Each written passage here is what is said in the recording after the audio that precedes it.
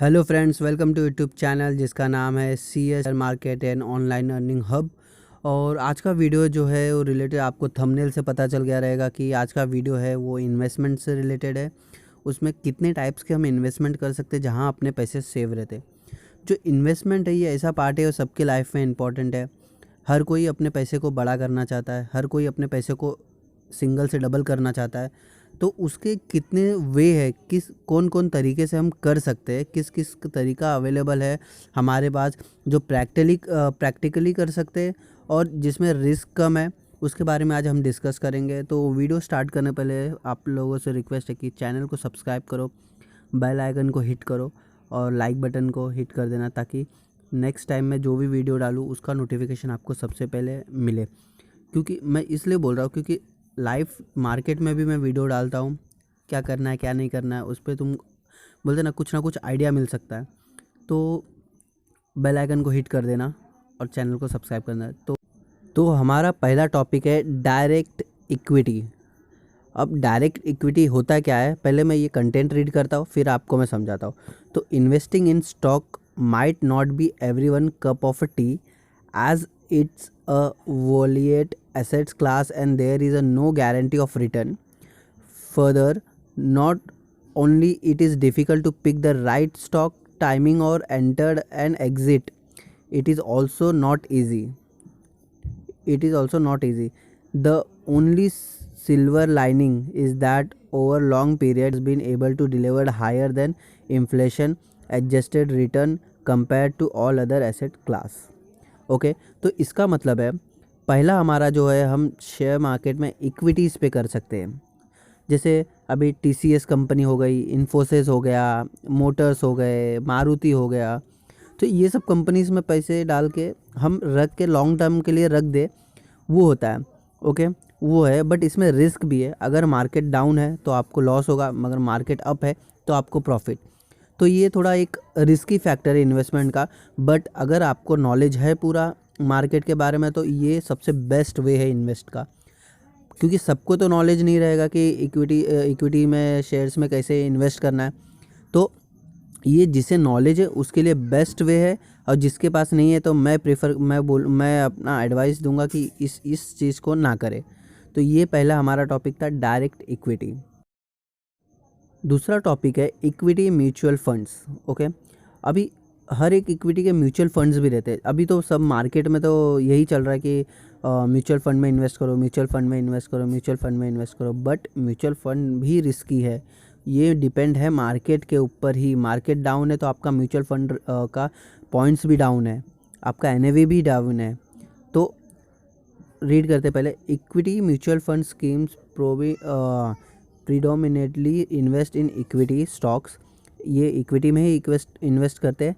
As per the current security and exchange board of India SEBI mutual fund regulations, an equity mutual fund scheme must invest at least 65% of its assets in equity and equally related instruments, and equity funds can be actively managed और passively managed. Okay तो इसका मतलब है जब भी कोई भी mutual fund कोई इन्वेस्ट करता है ना, तो वो कंपनी को ना ऑलमोस्ट उसके 65% इन्वेस्ट करना पड़ता है इक्विटीज़ में। हाँ, वो पूरा पैसा अपने पास नहीं रख सकते। तो 65% उन्होंने को इन्वेस्ट करना ही करना है as per CV guidelines. Okay तो इक्विटी म्यूचुअल फंड वही है जहाँ कंपनी इक्विटीज़ में इन्वेस्ट करती है। जैसे मैं हूँ एक बंदा, मुझे सबने पैसा दिया, बोला कि मेरा पैसा है भाई, मैंने सबको बोल दिया कि मैं 10 to 15% रिटर्न दूंगा तुमको इतने साल में, सो एंड सो क्राइटेरिया पे। तो सबने मुझे पैसा देना चालू कर। अब मुझे उनको देना है तो मैं तो पैसा अपने पास रखूँगा नहीं, मुझे इनके पैसे निकालने के लिए मुझे कहीं इन्वेस्ट करना रहेगा। तो वो है इक्विटी म्यूचुअल फंड्स, मतलब मैं अपने पैसे इक्विटीज़ में लगा रहा हूँ। वहाँ से जो मुझे रिटर्न आएगा मैं अपने मेंबर्स को रिटर्न दूंगा। ओके तो ये वे में इक्विटी म्यूचुअल फंड्स वर्क होता है। Bank fixed deposit, the bank fixed deposit is considered a comparatively safer than equity और म्यूचुअल फंड।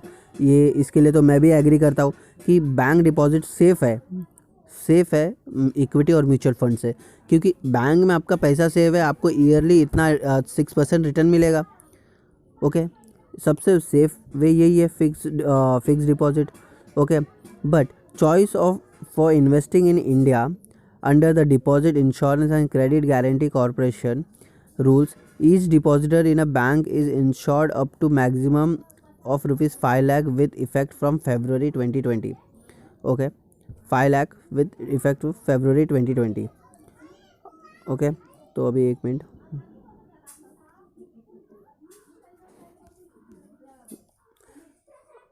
Okay, February 2020। तो ये इसका मतलब क्या, मैं आपको बताता हूँ कि each depositor in a bank is insured up to maximum rupees 5 lakh, 5 lakh with effort from February to 5 lakh तक डिपॉजिट कर सकते हैं एफडी में। हाँ, for both principal and interest amount. Okay, तो ये है एफडी, ये सबसे सेफ ऑप्शन है। आप इसके अंदर जाओ, इसके अंदर कोई रिस्क नहीं है। मैं तो बोलूँ आपका पैसा सेफ है, रिटर्न कम मिलेगा बट पैसा सेफ का सेफ है। 1 रुपया उसमें से नहीं जाएगा, रिटर्न कम उस पर। अगर मैं मानता हूँ, अगर अब मुझे कुछ नहीं करना, मुझे मेरा पैसा रखना है खाली, मैं 5 लाख रुपया डाल देता हूँ। अगर मुझे 5 लाख के ऊपर 1 लाख रुपया भी मिल जाता है आगे जाके 5-6 साल में, तो मुझे कोई प्रॉब्लम नहीं है, मेरा पैसा सेफ है, मुझे ऊपर से 1 लाख मिल रहा है। तो ये सबसे सेफ ऑप्शन है। जिसको थोड़ा सा भी रिस्क नहीं लेना वो बैंक फिक्स डिपॉजिट करे। Okay, 7th senior citizen saving scheme SCSS। Okay, probably the first choice of most retired and the senior citizen saving scheme is a must have in their investment portfolios. As the name suggests, only senior citizens and early retired can invest in this scheme. Okay, can valid from the post office or bank anyone above 60. Okay, तो ये basically देखा जाए senior citizen के लिए scheme है, उनके लिए उनके फ्यूचर के लिए है, जैसे भी अपने रिटायरमेंट के बाद उस अपने फ्यूचर के बारे में सोच रहे हैं, तो ये एक बेस्ट ऑप्शन है, 7th ऑप्शन। ओके, अभी इसमें कुछ ज़्यादा ही है। और 8वां ऑप्शन है हमारा प्रधानमंत्री via Vandana Yojana PMVVY। Okay, ये भी सीनियर सिटीज़न के लिए ही है जो अबो एज है 60। Provide the assurance return of 7.4% का रिटर्न, मतलब उनके अमाउंट में इस योजना में डालेंगे तो 7.4% का रिटर्न रहेगा per annum. The scheme offer pension income payable monthly, quarterly, halfly और ईयरली। और इस स्कीम में जो आपको पेंशन इनकम पेबल होगा वो मंथली मिल सकता है, क्वार्टरली मिल सकता है, हाफ ईयरली और ईयरली मिल सकता है। अब इसमें देखते हैं, इसमें कुछ क्राइटेरिया, कितना invest. Minimum pension amount is ₹1000 per month and maximum 9,250 per month. The maximum amount that can be invested in this scheme is 15 lakh. आप 15 लाख तक ही इन्वेस्ट कर सकते हो, उसके ऊपर इन्वेस्ट नहीं कर सकते ये स्कीम में। Okay, the tenurity of the scheme is 10 year. The scheme is available till March 31, 2023। Okay, तो 10 साल का इसका टेन्योरिटी है और ये स्कीम अवेलेबल है 23 तक। At the maturity, the investment amount is repaid to the senior citizen. If the event of death, the senior citizen, the money will be paid to the nominee. तो नॉमिनी वाला फंडा तो हर जगह का आपको सबको मालूम है, चाहे वो बैंक हो या कहीं आपके डेथ या एक्सीडेंटल कुछ भी हो गया, आप नहीं हो तो आपके बिहाफ में कोई ये पैसा जाएगा। ओके, 9th हमारा आ गया है रियल इस्टेट।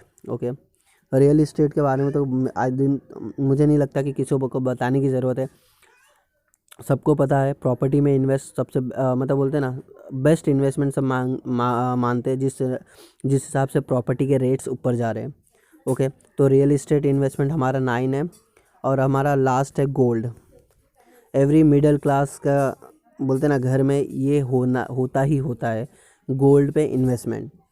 ओके, तो गोल्ड इन्वेस्टमेंट भी अच्छा है, आप कर सकते हो, सेफ़ है, इसमें कोई रिस्क नहीं है। आप पैसे उठाओ, आप गोल्ड में, गोल्ड के प्राइस भी अब जा रहे। आज जो पहले 5 साल पहले जो 25,000 का था, आज वो 50,000 हो गया है, तो डबल हो गया है। तो गोल्ड भी एक अच्छा इन्वेस्टमेंट का ऑप्शन है फ्यूचर के लिए। ओके, तो ये थे 10 इन्वेस्टमेंट आइडियाज़ जिसके जो मैंने बताए। इसमें से जिसे मार्केट के बारे में नॉलेज है, ओके, शेयर मार्केट के बारे में स्टडीज़ वगैरह किया, उसके लिए तो पहला direct equity, mutual funds, government bond वाले म्यूचुअल फंड्स, ये सब बेस्ट है। वो इनमें भी देखिए बिना रिस्क के हाई रिटर्न्स नहीं आते। ओके, जब तक रिस्क लो, सेफ तो हर कोई खेलता है, रिस्क लेके अगर वो पैसा डबल या ट्रिपल होता है, मुझे 200 to 300% रिटर्न मिलता है, वो पॉसिबल है कहाँ, इक्विटीज़ में पॉसिबल है। ओके, तो वो वे रहेगा तो मैं ज़्यादा कमा पाऊँगा। मैं सेफ़ रखूँगा तो मुझे मेरा पैसा तो रहेगा, उस पे ऊपर ज़्यादा नहीं मिलेगा मुझे। तो सबसे बेस्ट यही है कि आप पैसा मतलब बोलते हैं ना, जो इक्विटी करता है उसके लिए तो सब बेस्ट है, equity, share market, mutual fund. वो इन्वेस्ट करता है, उसे मालूम है, स्टडी किया है उसने प्रॉपरली, उसको मालूम है कहाँ इन्वेस्ट करना है, कब इन्वेस्ट करना है, कब एग्जिट करना है, कब एंट्री लेना है। तो ये सबसे वो बंदा अच्छा कर सकता है। तो ये था मेरे 10 प्लान फॉर इन्वेस्टमेंट। आपको इसमें से कोई भी अच्छा लगता है आप कर सकते हो। अगर आपको किसी पे भी क्वेरी है तो मुझे पिन करके पूछ लो, मैं आपको उसके ऊपर पूरा डिटेल बता दूंगा। तो thank you for the watching friends.